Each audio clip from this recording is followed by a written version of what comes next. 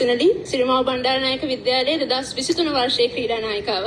සිරිමාව බණ්ඩාරනායක විද්‍යාලය කියන්නේ මට පුදබිමක් වගේ. මම අභිමානවත් සිරිමාවියක් විදිහට අද මෙතන නැගිටලා අසාධාරණයට විරුද්ධව කතා කරන්න මට හයිය දුන්නේ මගේ පාසල. මම ඒක බය නැතුව කියනවා. මම 2011 වසරේ සිට එක වසරේ සිට සිරිමාව බණ්ඩාරනායක විද්‍යාලය වෙනුවෙන් බොහෝම කැප වෙලා මගේ පාසලට ජයග්‍රහණය ගෙන දෙන්න සෑහෙන කටයුතු කරලා තියෙනවා. ඒක මෙතන ඉන්න පේරන්ට්ස් කෝචස්ලා ගොඩක් අය දන්නවා. අද උදේ වෙනකන් මට තිබ්බ අවෝඩ් එක අද උදේ රිහර්සල් එකට ආපු නැති නිසා මගෙන් උදුරලා වෙන කෙනෙක්ට දීලා තියෙනවා. ඩිසර්විං අවෝඩ් එකක්, වෙල් ඩිසර්විං. ඒක දෙන්න කලින් මගේ පර්ෆෝමන්ස් චුට්ටක් මං කියන්න. මම 2022 වර්ෂයේ Commonwealth Games Birmingham 22 මට වයස අවුරුදු 16. එතකොට පාසල් දරුවෙක් විදිහට මම විතරයි Commonwealth Games වලට සහභාගී වුණේ. ප්ලේට් මික්ස් ඩබල්ස් ඉවෙන්ට් එකේ මම ගෝල්ඩ් මෙඩලිස්ට් කෙනෙක්. ඒ වගේම 2023 වර්ෂයේ තිබ්බ Asian Games Hangzhou 22 ඒකෙදිත් මම විතරයි පාසල් දරුවෙක් විදිහට සහභාගී වුණේ. ඒකෙදිත් මම ප්‍රී ක්වාටර් ෆයිනලිස්ට් කෙනෙක්. ලංකාව වෙනුවෙන්